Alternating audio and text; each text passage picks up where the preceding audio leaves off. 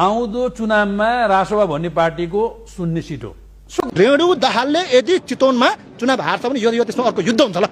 के ठुलो कुरा त झापा 5 मा हैन केपी ओली लड्नु भएको ठाउँमा सबै दल एक भएर जाँदा पनि केपी ओलीलाई हराउने ताकत कसैको छैन। बालेन त फरक कुरा हो त्यसो। बालेन त फरक कुरा, उहाँको त जमानत जफत हुन्छ, लेखेर राख्नुस्, जमानत जफत गराइदिन्छु हामी। राष्ट्रपा त कुनै प्रतिस्पर्धी दलै होइन, हेर्नुस्, यसलाई त म मान्दिनँ। यो त उही फेसबुकमा मात्रै प्रतिस्पर्धा हो। गुगलमा राप्रपासँग प्रतिस्पर्धा छ र भूगोलमा छैन।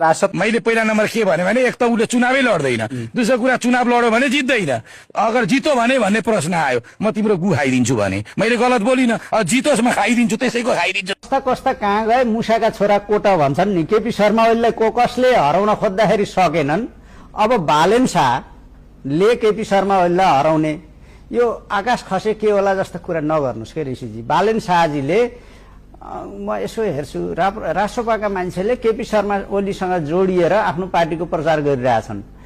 केपी ओली यदि हारो भने चाहिँ म इलाम जिल्ला छोड्छु। झुटा कुरा होइन।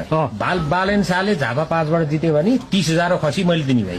फागुन 21 मा चुनाव भयो भने म राजीनामाबाट सन्यास लिन्छु। निर्वाचन भयो भने म घाँटी गाडिछु, घाँटी। बालेनले जित्यो भने झापामा कान काटेर म टिचिङ हस्पिटलमा टाका लाउँछु।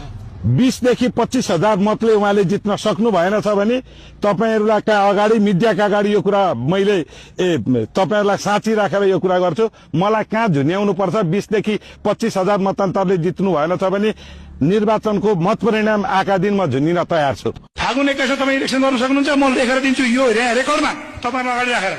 ल गराएर हेर्नुस्, म मेरो जीवनमा पोलिटिक्स छोडिदिन्छु गराइदिनु भएछ नि। ल सक्नुहुन्न, this is next to impossible.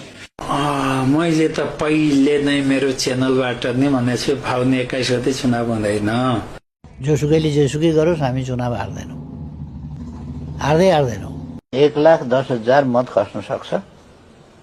1,10,000 मध्ये 60,000 को आसपास मत सूर्य चिन्हमा खस्छ, अरू मत अलिअलि बाँडिएला 23 जनामा।